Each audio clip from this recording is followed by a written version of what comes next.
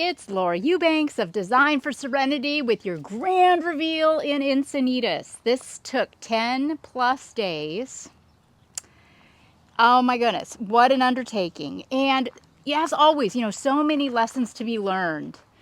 So many lessons to be learned, and we learned a bunch of them on this job. So I will point them out to you as they occur in the hopes that it maybe helps you on your own journey and on your own projects. So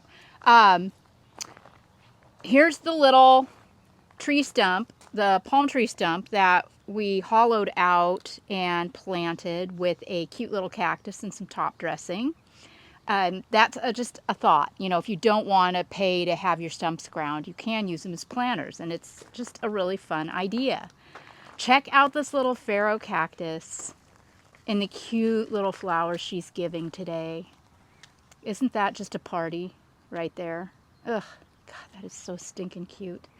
What I did here, when I was putting together this project, it's so big. There's so many things, and I wanted to be sure that we had some big foundation plants to kind of anchor this whole property, because we have a large home and a large lot, and I needed some weight.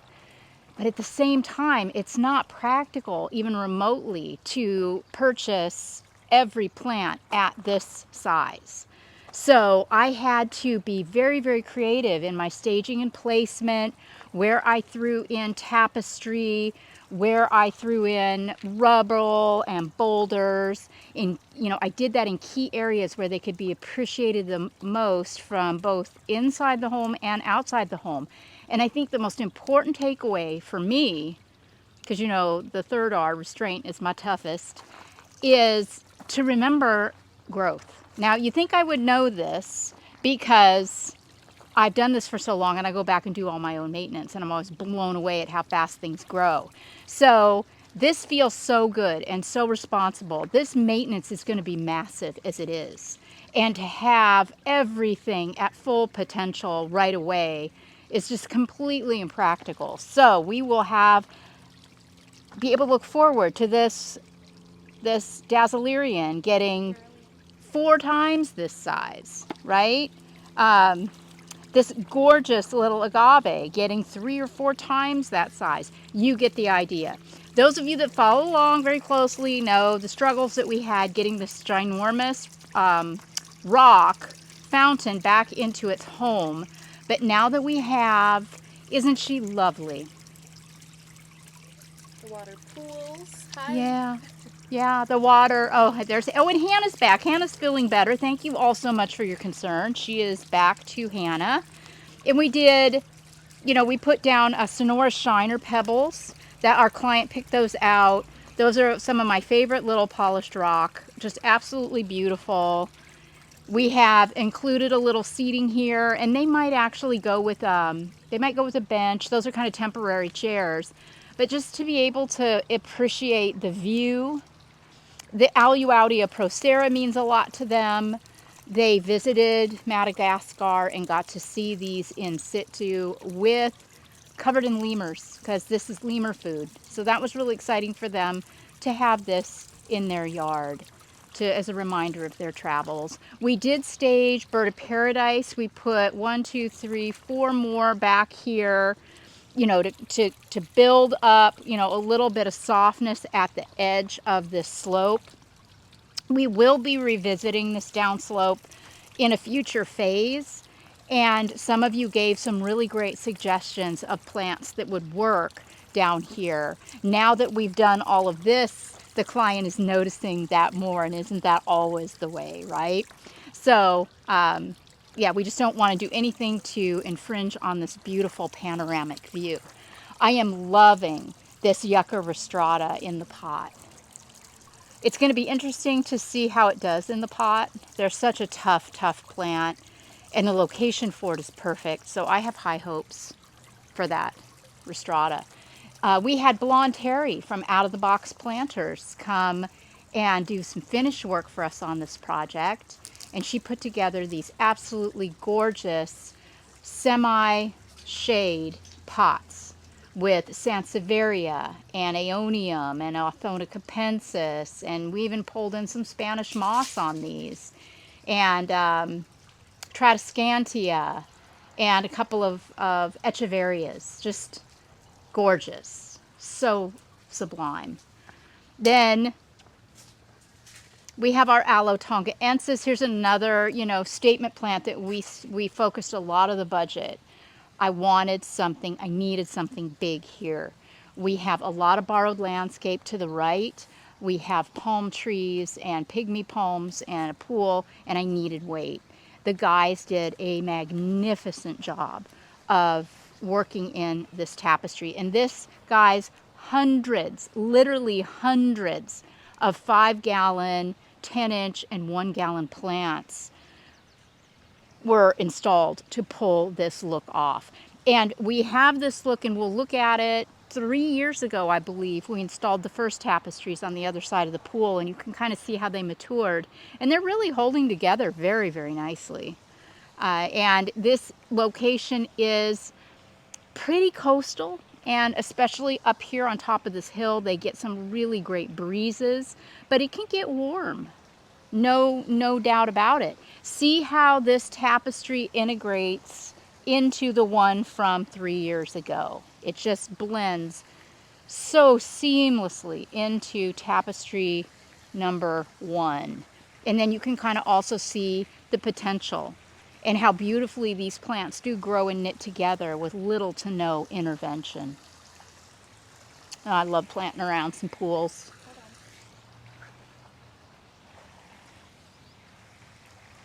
Could just gaze at it for hours. Oh, also, we are going to be, well, I'm not, but the homeowner is going to be throwing down some fresh sod in here now that this is done. So that's exciting. Do we want to look at the other fountain area under the patio? I glossed over this pot on every walkthrough over the last 10 days. We installed this 3 years ago. Can you even, is all I can say. Isn't that just gorgeous? Every single aspect of this, from the pot itself to how it's framed out with this piece of art to the blooming Plicatillus. Perfection. It's kind of tough to see, honestly. It's tough to see in this light. But yeah, this area turned out spectacular. Everything here is so incredibly happy, and I just love the filtered light that pops through. And clearly, so do the plants. We really got it right here. And this is a 150-year-old cactus. And it was nearly dead when Blonde Terry came on 3 years ago and upplanted it into this larger pot. And it has doubled at least in size. It's so thrilling to see. It even bloomed. Yeah, it even bloomed. Then we come around here to more of a full sun area, coming out from under the shade and the bromeliads into some plants that can really tolerate more sun. Now see this Sansevieria here. I took a gamble with it, but it stays in enough shade that it doesn't burn out in the summer, which is awesome. Check out this Cameronii. We pulled this out, cut and reset it on probably day 1 or 2. Because when we first came in, when we were kind of waiting on deliveries and stuff, I had the guys go through and do a maintenance back here. And look at how red it is already. That was pretty darn green when we started. All right. Let's go around to the bromeliad section. Oh. Yeah, and this is a tapestry that Terry fluffed up when she was here. Just beautiful. But see, this is 3 years of growth on a Crassula ovata. So, all these plants are going to get there sooner rather than later. So beautiful. I went ahead under here and tightened up the bromeliads. They were kind of scattered all over the place under here, so I tightened them all up and shoved them all back in the corner. Popped one in that cute pot. This, oddly enough, this Euphorbia millii Ready Red is thriving in this shady little spot. Who'd have thunk? Did you move it? No, that's been living there from the get. I did just a couple of little 1 gallon color and textures right there at the corner.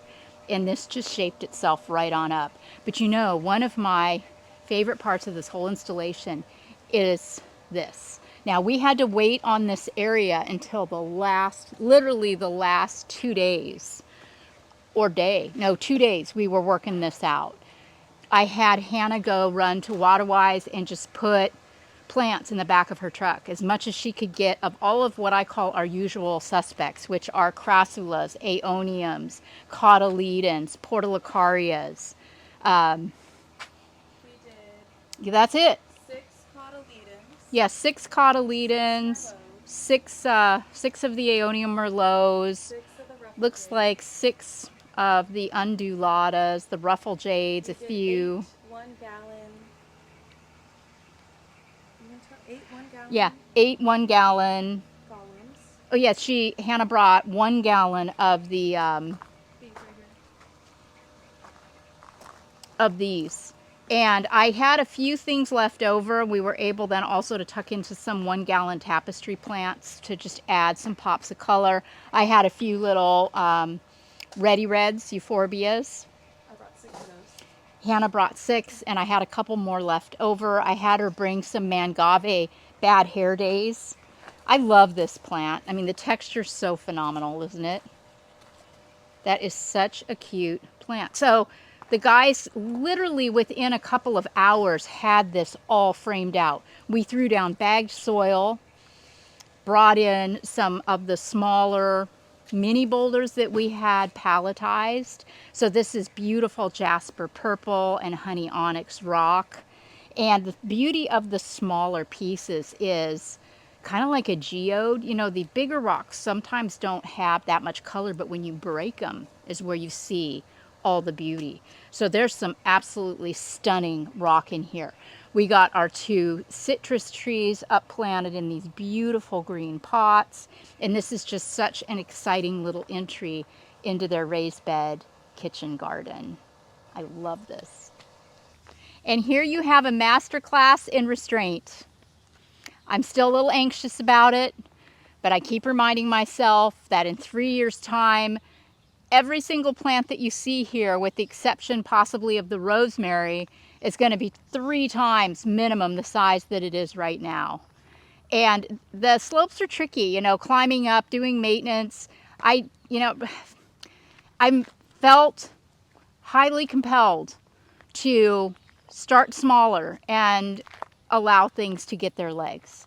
Getting up there, ripping stuff out, cutting and resetting in a couple of years just didn't hold any appeal for me at all. So one thing that we may come back and do is some ribboning with the Baja Cresta. Right now we've strategically placed footholds for access to the top of the slope and to getting at some of the plants. But we just love the look of the ribbons, which is very subjective. Not everybody does, but I do and our client does. So we might add some ribbons in here. Maybe not, we'll see. But it's just so clean. You gotta love a baby garden, don't you? Check this out here. You know how I'm always going on about barriers between properties, and sometimes just a simple rubble barrier can be very, very effective. Now this is actually our client's property. Their property line goes all the way over to here.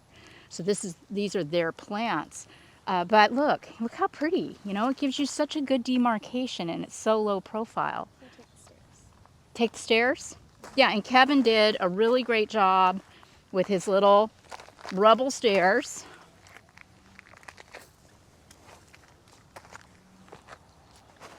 Our client likes to go up and down this way to visit neighbors rather than go all the way down the drive.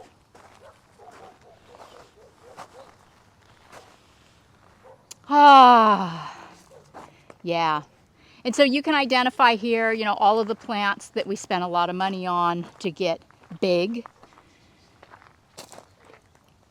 We've got our cycads, our aloe ramosissima, a bunch of rostratas, Bacarnia recurvata, another tongaensis, a few more big aloe, ferox. Goodness sakes, so exciting. And I spent a whole day on this tapestry in here. We top dressed this side. All of the back beds are in Cali Gold. So we kept that Cali Gold going all the way through to frame out the slope. And then the slope is in chamois. In 3 to 5 years, you won't be able to see the rock very much, which is another reason to think twice about spending a lot of time and labor on ribboning, because the ribboning becomes a bit obsolete in time as the plants really take over and start to grow. But it sure is a pretty look for the first few years. Can you talk about how it's cool to have tops? Yeah, Hannah mentioned that these folks got one of the little hose holders. It's actually a, just a ceramic bowl, a pot, but it does have a hole in the side that you can string the hose through. So that's a really cool way to showcase your hose too. And my little Pilosoceras, absolutely beautiful. You can see that it's tucked back there in the shade. I think it'll be okay. We are given strict instructions not to water it. So that should work out. We did little tapestries scattered throughout the yard in key places. It's over here. Oh, and you can see where I did my ribbon. This would be the. Yeah, this is the vibe. This was an entire basket of 3 to 6 inch Baja Cresta. So it's a lot. It takes a lot of rock to do this, but I love the look. I think it really gives the eye something to follow, and it just adds depth to the installation. So I was able to do that all the way through the top. Client didn't necessarily want me to go with my standard 3/4 inch, and he's right. And this is so big, and they do have critters that run through here every night, and those little rocks can get messed up. So the bigger ribbon really looks good. I just loves it. I love how it kind of ties it all together and gives it that third dimension of weight. Greg's in the process of doing some pressure washing on the driveway. Clients had this beautiful new driveway installed, and one of our vendors that brought up a forklift left oil. Dribbles of oil all over the place. So Greg's working on getting that all pressure washed. Over here, Kevin's tapestry, all top dressed in Cali Gold. It's so beautiful. So exquisite. Just love that. And this little one here, right? So yeah, I mean, the tapestry was intense. We spent thousands and thousands of dollars on tapestry plants and had hundreds and hundreds and hundreds of 1 gallons. Over here, we kept it very simple. I've got some Petalanthus macrocarpus here. This is the diminutive Petalanthus, not like the Bracteus, which it's just bigger. This one's a little more diminutive. That was a great choice here. It's a great vertical. And then this was challenging to create retention. We go from here and we drop. So we pulled in some boulders. This one was already here. That one and the one below. And this one was here. We pulled in this one, and Hannah had the idea to work Portulacaria minimas to spill, to soften up this rock and to spill. And I think that was absolutely genius. We also installed some little rubbles for the client to have access to get up to the top of his slope. So this is a solution potentially for you if you've got a similar tight area that's tricky. You can't go wrong with Portulacaria Afra variegata or minima. This is also a fantastic plant on a slope. This property has a lot of rosemary. They grow bees here, and they have 3 beehives on site. So the rosemary is something that the bees absolutely love to pollinate. But the Portulacaria is a great choice to sling around on a slope if you have it. So this bed, our big, gorgeous We don't even know how many heads this Dracaena Draco has. It's so thick. We think 5. It's phenom. And this Mangave Mission to Mars, these grow very fast. And in 3 years' time, it will be 4 times the size. And then after about 5 years, it'll probably bloom out and die. But so worth it, right? Man.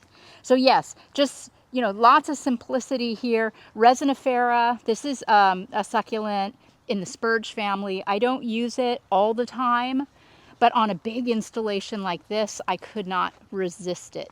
I just think it is so incredibly interesting. And it can also get very, very big, meaning wide spreads, but that's just something that we will maintain in maintenance. Then you can see the rosemary that we left on the main slope. We left 3 presentations. I love it. And as my slope plants continue to get their legs and grow, oh my goodness, it's going to be such a stunner. Yeah, just so happy with this. It was, as I said, 10 grueling days, but we really did enjoy every minute, and we learned volumes as we do on every job. Greg and I have and the team has, we have a maintenance coming up in La Jolla Shores, then another 2-day installation in Santee at the end of the week, and then we're up to the ranch for a music festival, and we're going to be spending a few weeks up there of R&R. Then we're right back into it again. So fasten your seatbelts. Get out in your gardens, roll up your sleeves, throw yourself into it. I promise you, you will never have a better time. This has been Laura Eubanks with your Grand Reveal in Encinitas. Thanks, guys.